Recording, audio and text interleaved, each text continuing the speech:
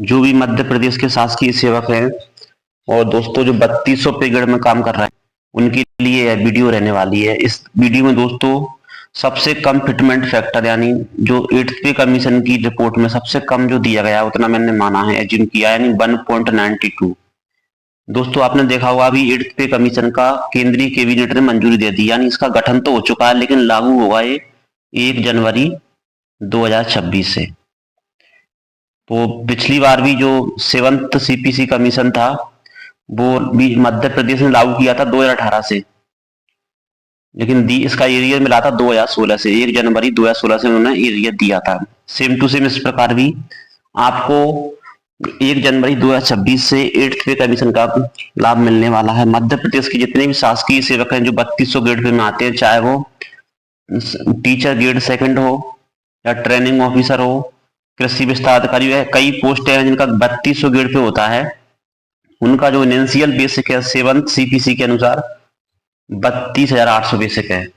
और जो नवनियुक्त कर्मचारी आते हैं उनको 32,800 का पहले 70% बेसिक मिलता है, फिर उसका 80% मिलता है और फिर उसका 90% मिलता है, और जो भी महंगाई भत्ता है वो उस पर मिलता है। लेकिन जब 8वां वेतनमान आपका लागू होगा तो जो महंगाई भत्ता है वो शून्य हो जाएगा। महंगाई भत्ता आपका दोस्तों शून्य हो जाएगा। वहीं हम बात करें महंगाई भत्ता शून्य होने के बाद आपका जो न्यू बेसिक मिलेगा उसी से आपका 70% डिसाइड होगा। तो इस वीडियो में हम पूरी डिटेल में जानते हैं जो 3200 पे ग्रेड के कर्मचारी का 70%, 80%, 90% से कितना वेतन मिलेगा, 100% पे कितना वेतन मिलेगा। सबसे पहले जो भी कर्मचारी या शासकीय सेवक मेरे चैनल पर पहली बार आए हैं, चैनल को सब्सक्राइब जरूर कर दें दोस्तों, और वीडियो को लाइक कर दें। चलिए अब हम आगे चल के देखते हैं। जैसा कि आप देख सकते हैं जो शासकीय सेवक हैं 3200 पे ग्रेड में, आपने देखा होगा जो 7वां वेतनमान था उसमें फिटमेंट फैक्टर आपका 2.62 किया गया था, यानी जो 1900 पे ग्रेड थे उनका 2.57 था, यानी कहीं ना कहीं इनका 0.5 जाना था। तो 2.62 इसमें किया गया था।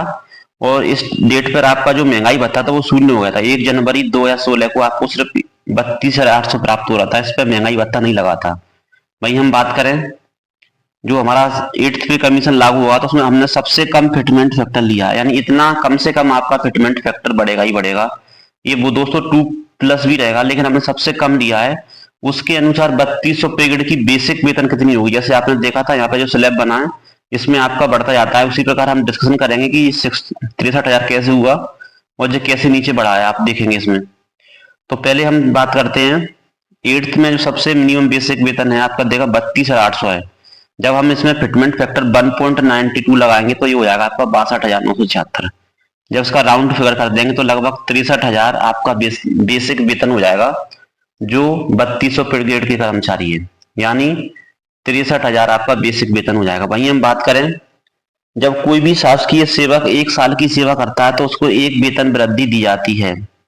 पुराने नियम में आपको शुरुआत से मिलती थी, लेकिन ये 70%, 80% और 90% में आपको चौथे साल से वेतन वृद्धि मिलेगी।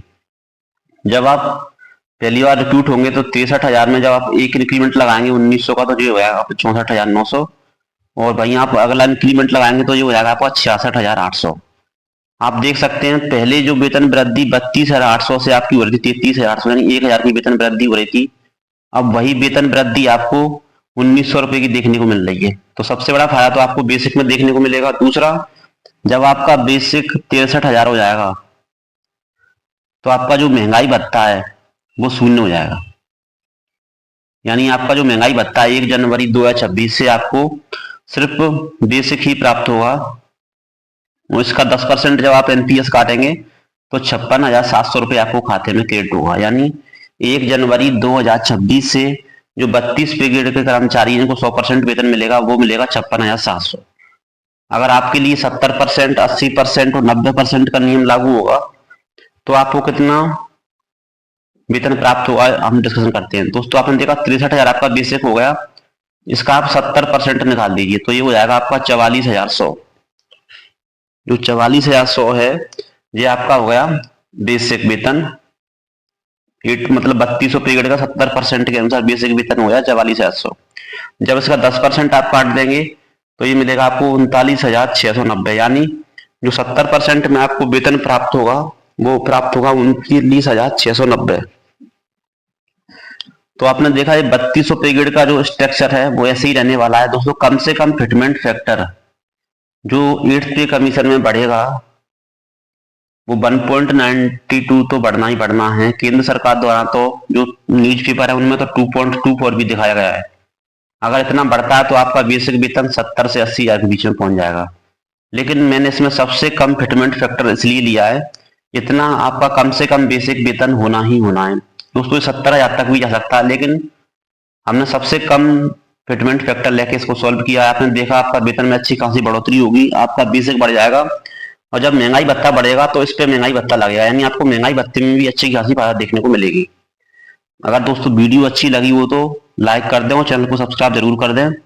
दोस्तों जय हिंद जय भारत। और दोस्तों आप चाहते हैं कि और किसी गेट पे के लिए भी ऐसी टेल बनाई जाए तो आप जरूर कमेंट कर दें।